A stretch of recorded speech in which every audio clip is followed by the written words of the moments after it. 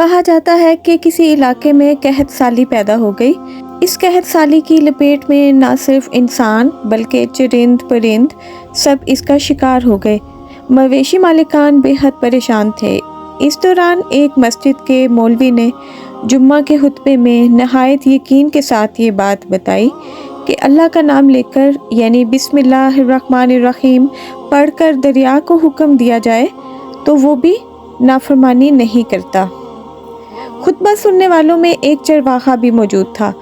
مولوی کی یہ بات اس کے دل میں اتر گئی اور اس بات پر اس کا یقین کامل ہو گیا۔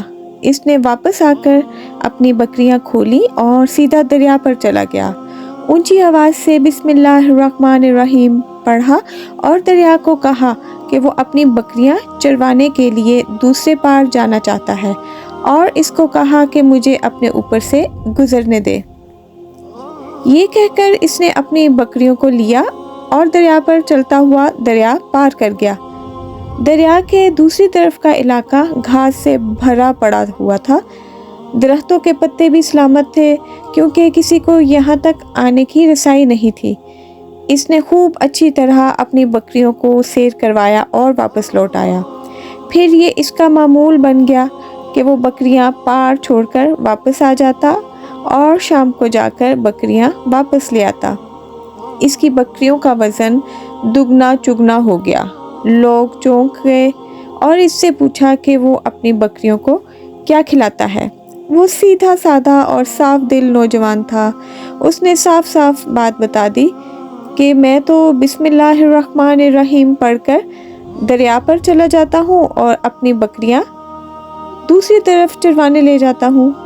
یہ بات سب نے سنی مگر کسی نے اس چرواہے کی بات پر یقین نہیں کیا کیونکہ یہ ناقابل یقین بات تھی۔ مگر بات ہوتے ہوتے مولوی صاحب کے پاس پہنچ گئی۔ مولوی صاحب نے اس چرواہے کو بلایا اور سارا ماجرا پوچھا۔ اس چرواہے نے مولوی صاحب کو ہی حوالہ بنا لیا کہ مولوی صاحب میں تو آپ کا شکریہ ادا کرنے والا تھا۔ آپ نے جمعہ کے خطبے میں جو بات بتائی تھی کہ بسم اللہ کہہ کر دریا کو بھی حکم دو تو وہ بھی انکار نہیں کرتا۔ میں تو بس آپ کی اس بات پر ہی عمل کر رہا ہوں۔ مولوی صاحب حیرت سے اس کے چہرے کو دیکھتے رہے۔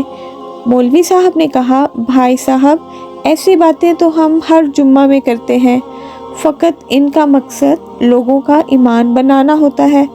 مگر بکریوں والا ڈٹا رہا کہ میں تو بس بسم اللہ کہہ کر پانی پر چلتا ہوں اور بکریوں سمیت دریا پار کر لیتا ہوں۔ آخرکار مولوی صاحب نے صبح خود یہ تجربہ کرنے کی ٹھانی، جسے دیکھنے چرواہے سمیت پورا علاقہ بھی آ گیا۔ مجمع زیادہ تھا۔ مولوی صاحب نے ایک دو بار سوچا کہ انکار کر دوں کہ کہیں ڈوب نہ جاؤں، مگر وہ جو مولوی صاحب کو کندھے پر اٹھا کر لائے تھے اب وہ بھی جوش و خروش سے اللہ اکبر کے نعرے لگا رہے تھے اور مولوی صاحب کے حق میں تعریفیں کر رہے تھے۔ آخرکار مولوی صاحب نے اپنے ڈر کو دور کرنے کے لیے ایک رسہ منگوایا۔ پہلے اسے ایک درخت کے ساتھ باندھا، پھر اپنی کمر کے ساتھ باندھا، پھر ڈرتے ڈرتے بسم اللہ پڑھا اور دریا پر چلنا شروع کر دیا۔ مگر یہ کیا، پہلا پاؤں ہی رکھا تھا کہ پانی میں گر گئے۔ مولوی صاحب ڈبکیاں کھانے لگے اور پانی کے بہاؤ میں بہنا شروع ہو گئے۔ لوگوں نے کھینچ کھینچ کر باہر نکالا۔